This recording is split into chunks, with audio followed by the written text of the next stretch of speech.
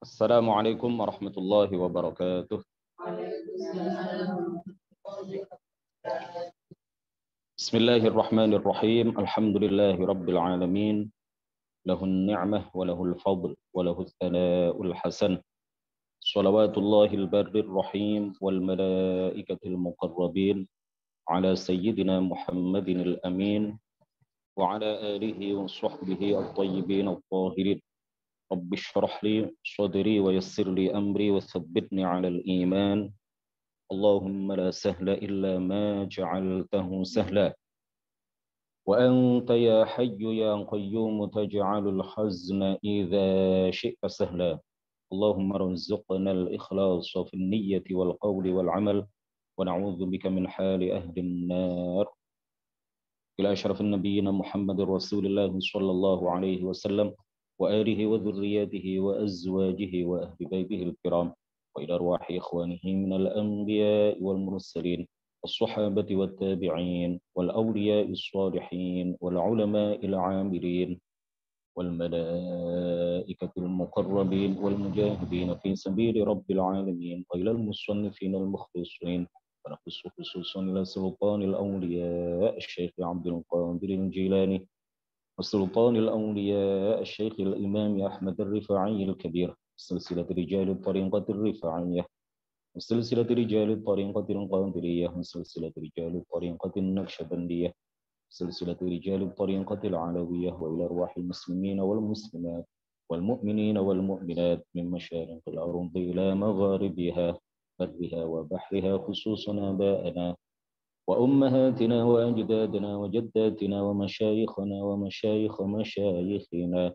وأساتذتنا وأساتذة أساتذتنا نخص خصوصا إلى شيخ مشايخنا الشيخ عبد الله الهرري الشيخ نزار حلبي والشيخ محمد هاشم أشعري والشيخ عبد الوهاب حسب الله الشيخ بالسوري شمسوري والشيخ عبد العزيز مشهوري والشيخ عبد المهيمن نور وسائر مشايخنا وأساتذتنا وإلى من فتح ونشر الإسلام في هذه القرية ونخص خصوصا إلى مؤلف هذا الكتاب وبنية التوفيق والتيسير وبنية قضاء جميع الحاجات والديون وبنية الشفاء والنصر على الأعداء وقبول الدعاء ونيل كل سول ورؤية الرسول شفاعة الرسول ومرافقة الرسول في الآخرة ولرضاء الله الفاتحة.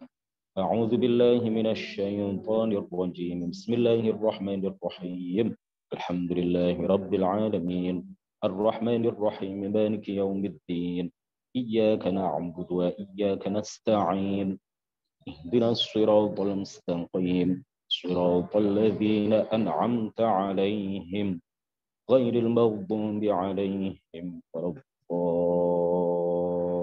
الضالين آمين. بسم الله الرحمن الرحيم.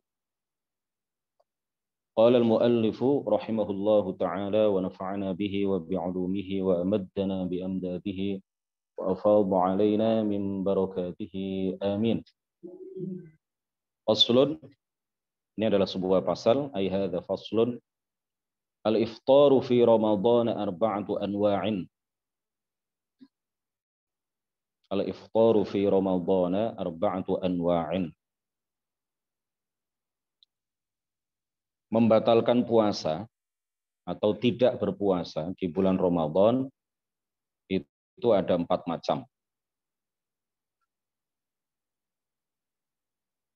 Dari segi hukumnya ada 4 macam. Membatalkan puasa atau tidak berpuasa di bulan Ramadan dari segi hukumnya itu ada 4 macam. Yang pertama adalah wajibun. Hukumnya wajib.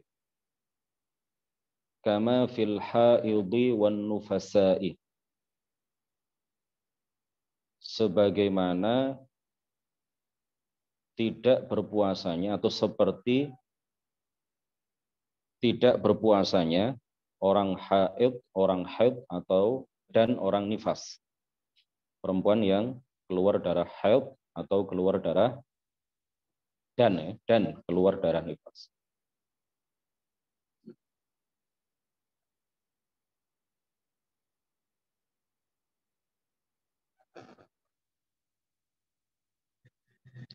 Kemudian yang kedua, wajaizun, boleh. Jadi yang pertama wajib membatalkan puasa atau wajib tidak berpuasa. Seperti perempuan yang keluar darah haid, begitu juga perempuan yang keluar darah nifas. Yang kedua, wajaizun dan boleh. Boleh tidak berpuasa atau boleh membatalkan puasa. Kama fil musafiri, seperti pada orang yang musafir, yang mencapai jarak qasar, ya. Musafir dengan safar yang jauh. Musafir dengan safar yang jauh, yang mencapai masafat qasar, yang mencapai jarak dibolehkan mengqasar sholat. Ya, kurang lebih 80 kilo. Maka dia boleh tidak wajib untuk tidak berpuasa atau membatalkan puasa. Jadi boleh berpuasa, boleh tidak berpuasa. Wal marid dan juga orang yang sakit boleh tidak berpuasa. Nah, terkait dengan sakit ini sebenarnya ada rincian hukumnya. Terkait dengan orang yang sakit ada rincian hukumnya. Jadi orang sakit itu kalau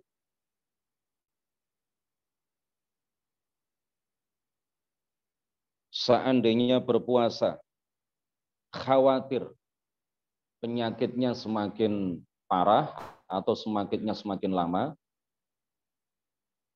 maka dimakruhkan baginya berpuasa. Artinya tidak berpuasa bagi orang sakit dalam keadaan seperti ini sunnah. Ada 3 keadaan ya. Orang sakit itu ada 3 keadaan. Yang pertama, apabila dia mengkhawatirkan, apabila dia khawatir kalau seandainya berpuasa penyakitnya semakin parah atau semakin lama, maka boleh dia berpuasa tapi makruh. Hukumnya apa? Makruh. Jadi sebaliknya, dia membatalkan puasa atau tidak berpuasa itu sunnah.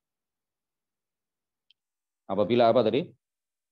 Apabila khawatir atau beranggapan, khawatir atau mengira atau menganggap bahwa kalau dia berpuasa, maka penyakitnya semakin parah atau penyakitnya semakin lama. Maka boleh bagi dia berpuasa, tapi makruh. Sebaliknya, kalau dia tidak berpuasa, maka disunnahkan baginya. Ini keadaan yang pertama. Kalau orang yang sakit itu nyata-nyata kalau puasa itu membahayakan dirinya. Bukan hanya khawatir. Kondisi pertama apa? Khawatir. Kondisi kedua ini nyata-nyata kalau dia berpuasa, puasa itu membahayakan dirinya. Maka haram baginya berpuasa. Haram baginya berpuasa. Kondisi yang ketiga, orang sakit nyata-nyata, jadi jelas sekali yakin kalau seandainya berpuasa itu tidak membahayakan dirinya, maka haram baginya tidak berpuasa. Maka haram baginya tidak berpuasa atau membatalkan puasa. Jadi ada 3 keadaan ya orang sakit itu terkait dengan puasa ini. Yang pertama, khawatir. Khawatir itu artinya masih belum jelas. Khawatir. Menganggap, mengira. Kalau dia puasa, maka akan membahayakan dirinya. Membahayakan dirinya itu maksudnya apa? Penyakitnya akan semakin lama atau semakin parah. Maka boleh baginya berpuasa, tapi makruh. Boleh baginya berpuasa, tapi makruh. Jadi sunnah baginya untuk membatalkan puasa. Sunnah baginya untuk tidak berpuasa. Kondisi kedua, kalau bahaya itu sangat nyata. Bahaya itu sangat nyata. Dia yakin betul kalau dia berpuasa, maka puasa itu akan membahayakan dirinya. Hukumnya apa? Haram baginya berpuasa. Haram baginya berpuasa. Yang ketiga, kalau seandainya dia berpuasa itu nyata-nyata tidak membahayakan dirinya, jelas sekali tidak membahayakan dirinya, yakin tidak membahayakan dirinya, maka haram baginya tidak berpuasa. Atau haram baginya membatalkan puasa. Baik, kita ulang tadi apa? Tidak berpuasa atau membatalkan puasa di Ramadan, di bulan Ramadan ada 4 macam. Yang pertama hukumnya wajib, ya. Yang kedua hukumnya boleh, tapi dengan ada rincian tadi. Yang ketiga wala. Matanya begitu, wala. Artinya tidak wajib dan tidak haram. Jadi yang ketiga apa? Tidak wajib dan tidak haram. Kama fil majnun, seperti pada diri orang yang gila. Orang gila itu tidak haram dan tidak wajib berpuasa. Ya tidak haram, ya tidak wajib karena dia bukan mukallaf. Orang gila itu bukan mukallaf, artinya bukan orang yang dibebani untuk melakukan kewajiban.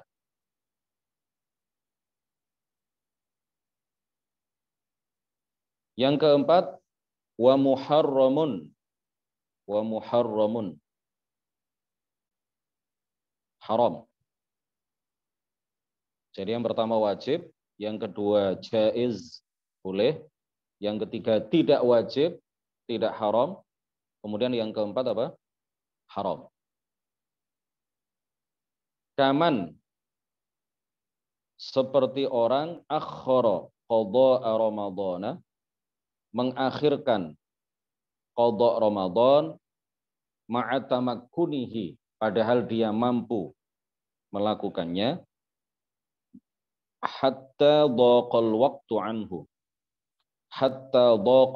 anhu, sehingga dia tidak ada waktu lagi untuk mengqadhanya. Sehingga dia tidak ada lagi waktu untuk mengqadhanya. Jadi orang yang menunda-nunda qadha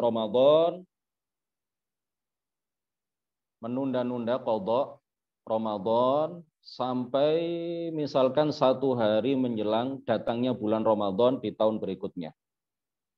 Nah, pada hari itu kalau dia tidak berpuasa, haram. Karena waktunya hanya kurang 1 hari, kemudian datang Ramadan berikutnya. Atau kalau dia puasa pada hari itu, H-1 masuk bulan Ramadan, kalau dia berpuasa pada hari itu, haram baginya untuk membatalkannya. Paham ya? Jadi orang yang mengakhirkan atau menunda-nunda qadha Ramadan, dia punya tanggungan 1 hari misalkan, sampai H-1 datangnya Ramadan di tahun berikutnya, H-1 kurang 1 hari, maka kalau dia tidak berpuasa, padahal besok sudah 1 Ramadan, kemungkinan besar haram baginya. Atau kalau dia puasa pada hari itu, haram baginya membatalkan puasanya. Karena kalau dia tidak puasa pada hari itu, atau dia puasa tapi membatalkan puasanya pada hari itu, maka sudah kedatangan besoknya, dia sudah tidak ada lagi waktu untuk mengqadha. Dia sudah tidak ada lagi waktu untuk mengqadha. Makanya hukumnya apa? Haram baginya tidak berpuasa pada hari itu, atau haram baginya kalau dia berpuasa, haram baginya membatalkan puasa pada hari.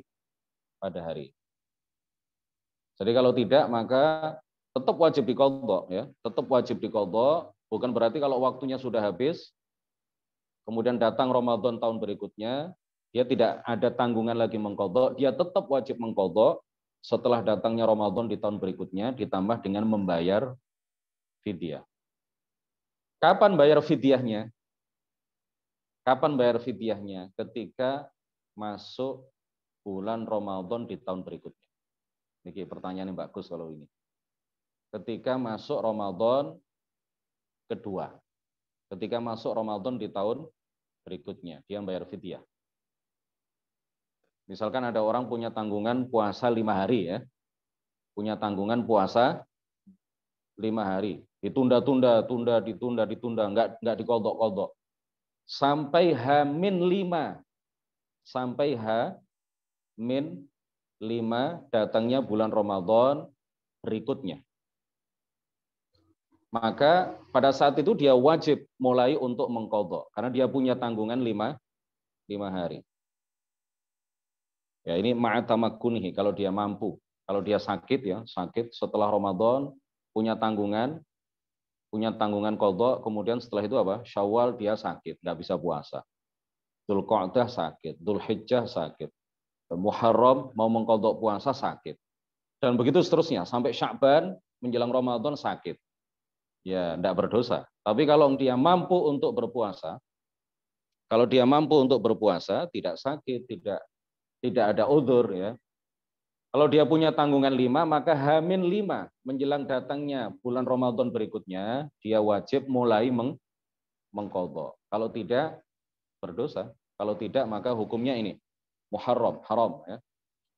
Jadi H-5 karena dia punya tanggungan 5 hari, maka H-5 menjelang datangnya bulan Ramadan berikutnya, dia sudah wajib untuk mengqadha. Mulai mengqadha. Hari H-5, H-4, H-3, dan begitu seterusnya, sampai selesai. Ya, karena nggak ada waktu lagi. Kalau dia tunda lagi, maka sudah datang Ramadan berikutnya.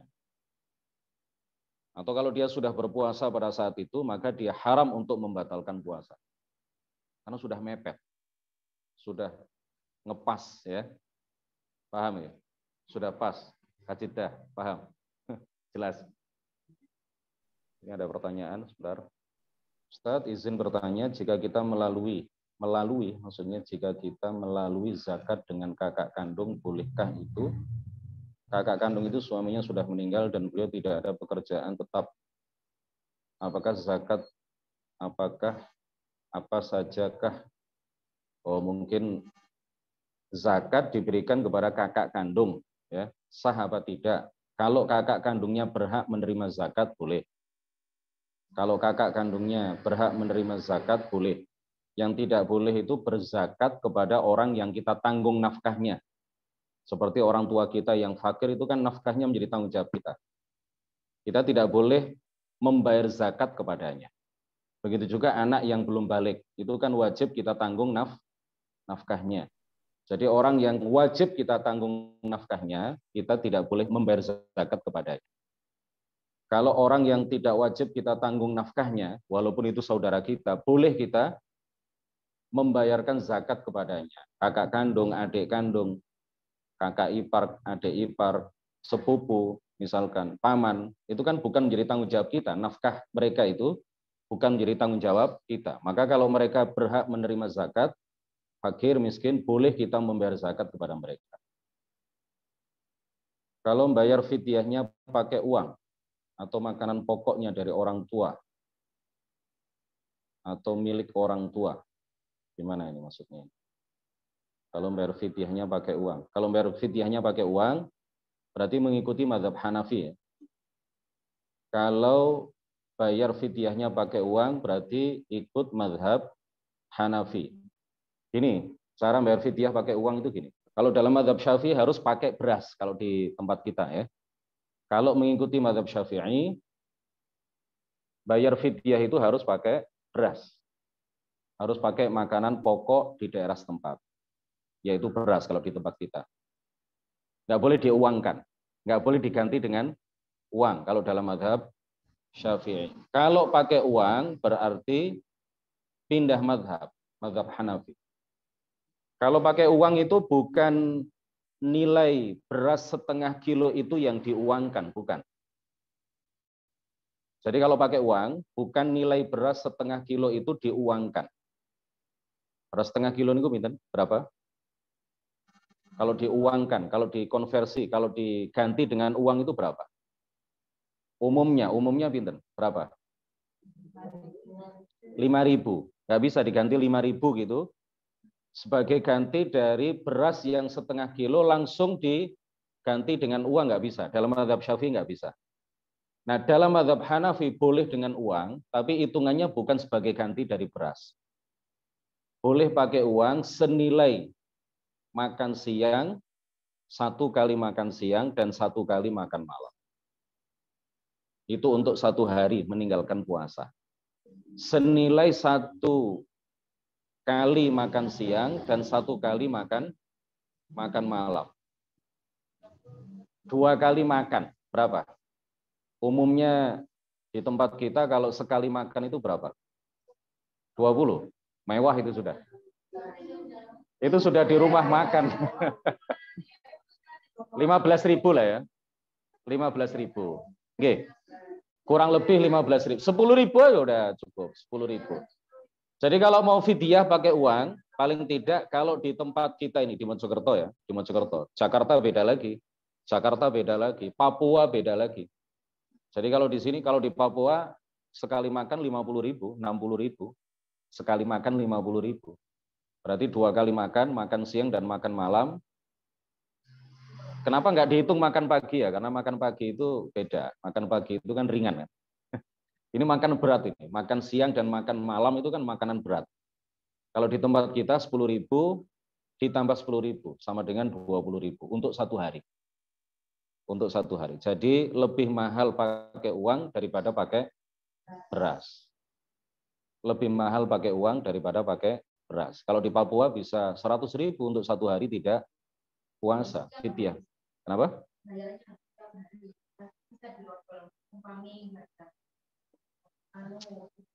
Enggak, yang kapan? Yang kapan? Yang punya tanggungan qadha Ramadan, kemudian sampai datang Ramadan berikutnya.